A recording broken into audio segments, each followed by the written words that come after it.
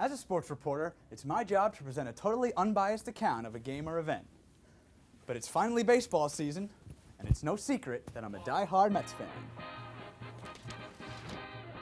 Meet the Mets, meet the Mets. Today was opening day for the 2014 baseball season, so I ventured around Brooklyn and Queens to pay a visit to some fellow die-hard Met fans, who also happen to be diocesan priests and bishops. The Mets could always use some divine intervention, so it's great to have these priests on their side. I remember as a young child being taken to Yankee Stadium for a ball game back in the mid-'60s, and then to Shea Stadium, and I just loved the Mets for some reason. I'm happy to say that I converted in 1986 to becoming a Mets fan, and I still root for the Mets every single year. The Mets begin the 2014 campaign with plenty to prove.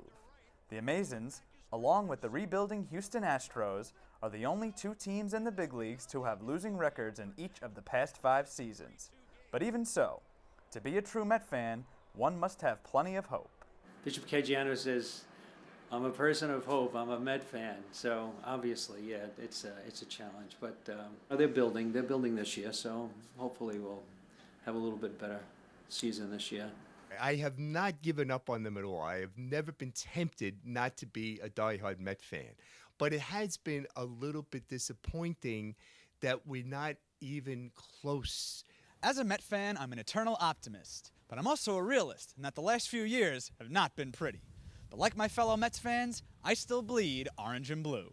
In the team's 50-year history, the Mets have indeed had their share of iconic moments. My favorite Mets moment, them winning the '69 series, that was a big time. I was 14 then.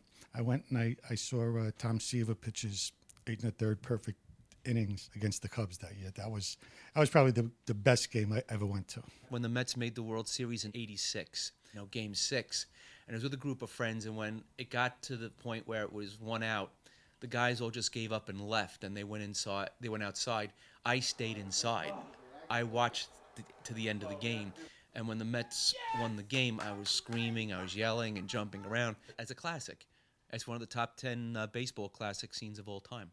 A few key injuries may crush any hopes of a World Series title coming back to Flushing this year, but the young team should still be exciting to watch. This year, I am very confident that we're going to go over 500. I'm very confident of that. I don't think Sandy Alderson's prediction of 90 wins, I don't think that's out of the ballpark.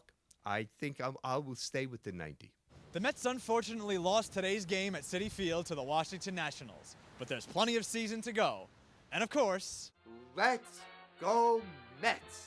Let's go Mets! Let's go Mets! Let's go Mets! Let's go Mets! reporting for Currents, I'm Jim Mancari, and let's go Mets!